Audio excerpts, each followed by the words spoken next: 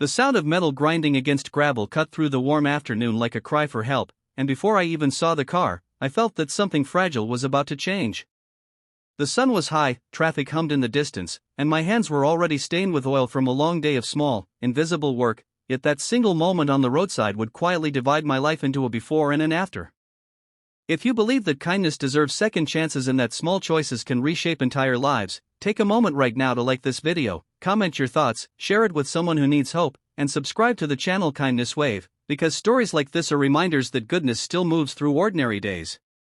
That afternoon, I was finishing up a repair job behind a modest auto shop on the edge of town, the kind of place people only notice when their luck runs out. My name is Arif Malik, and fixing things had become both my livelihood and my refuge after life had quietly stripped me of bigger dreams. I had once imagined something more, but bills, responsibility, and loss had narrowed my world to wrenches, engines, and the steady rhythm of problem solving. The sun reflected off chrome and dust, and the smell of hot asphalt mixed with motor oil as I wiped my hands and prepared to close up early. That was when I noticed a silver sedan pulled over awkwardly near the curb, hazard lights blinking like a nervous heartbeat. The woman inside the car looked overwhelmed even from a distance, her posture stiff as she leaned forward over the steering wheel. Daylight poured through the windshield, illuminating her face, which carried the quiet panic of someone running out of time. I approached slowly, not expecting much, only offering what I always did, help without questions. The car had overheated, a common issue in the midday heat, and steam curled upward like a warning.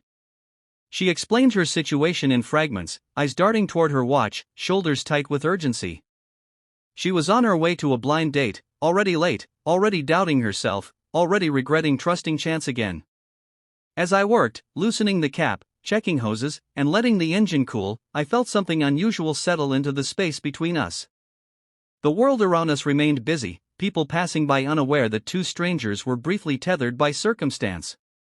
She introduced herself as Mira Solanki, and even her name carried a softness that contrasted with the tension she held. She talked about how she rarely did things like this, how friends insisted she needed to give life another chance after years of focusing only on work and responsibility. Her voice carried both hope and fatigue, a familiar combination I recognized too well. Fixing the car took longer than expected, not because the problem was complex, but because the day seemed determined to stretch itself, as if giving us time neither of us realized we needed. The sun climbed higher, casting sharp shadows, and I felt the pressure of her schedule pressing against my own quiet sense of purpose. When the engine finally purred back to life, relief washed over her face so clearly that it felt like a reward in itself. She stepped out of the car, sunlight catching in her hair, and in that moment, she thanked me with an intensity that surprised us both. Her gratitude spilled over into something spontaneous and unguarded, a brief, gentle gesture that landed like a promise rather than a prize. She said that this was my reward and that somehow, someway, our paths would cross again. It wasn't dramatic or exaggerated, just sincere, and then she was gone, pulling back into traffic, leaving behind only the fading echo of her presence and the hum of a repaired engine. I stood there longer than necessary, the day suddenly brighter and heavier at the same time. For days afterward, that moment lingered like a song I couldn't stop replaying. I returned to my routine, fixing cars, nodding politely at customers, and pretending that nothing had shifted. But something had. I started noticing how often people passed each other without really seeing one another, how small acts of care were dismissed as ordinary when they were anything but. Mira became a symbol of a life I had almost stopped believing in, one where unexpected encounters could still matter. Weeks passed, and the memory began to soften, turning into something I carried quietly rather than questioned. Then one bright afternoon, while delivering a repaired vehicle to a nearby office building, I saw her again. She stood near the entrance, sunlight outlining her silhouette, laughing with a colleague, looking lighter than she had that day on the roadside. Recognition struck instantly, and our eyes met with the shock of familiarity. This time, there was no urgency, no broken engine, just the shared understanding that fate had nudged us together once more.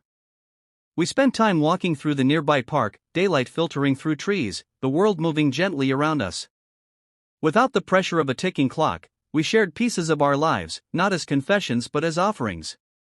She spoke about the blind date, how it had been kind but not right, how the real connection she felt that day had been with a stranger who asked for nothing in return.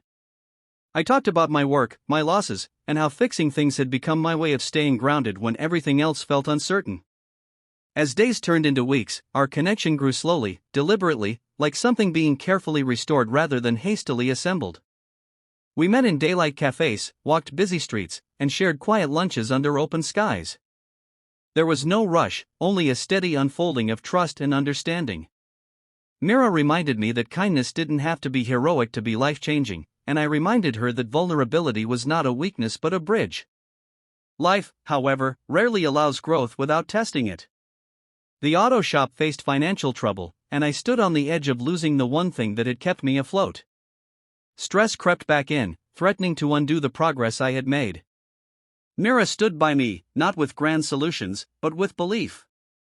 She showed up, listened, and reminded me that asking for help did not diminish my worth. In return, I supported her as she faced her own fears about opening her heart again, about trusting that something good could last. One clear morning, as the sun painted the city in soft gold, I realized how deeply my life had changed. What began as a simple roadside repair had become a turning point, a reminder that generosity creates ripples we may never fully see. I no longer measured my days only by completed jobs but by moments of connection, by the quiet joy of being seen and appreciated. If this story has reached into your heart, if it has reminded you of someone who once helped you or a moment that altered your path, please take a second to like this video, share it, and let your support keep stories like this alive on Kindness Wave. Just before we reach the end, I have a special request for you. Please comment below and tell us about a time when a small act of kindness changed your day or your life. Your words might be the encouragement someone else needs right now. In the end, Mira and I didn't need grand declarations or perfect timing. We needed daylight honesty, patience, and the courage to believe that good things can grow from ordinary soil. That kiss on the roadside was never about romance alone, it was about recognition, about two people choosing to pause and acknowledge each other in a world that rarely slows down. And every time I fix a car now, I remember that sometimes, the most important thing we repair is not an engine, but hope itself.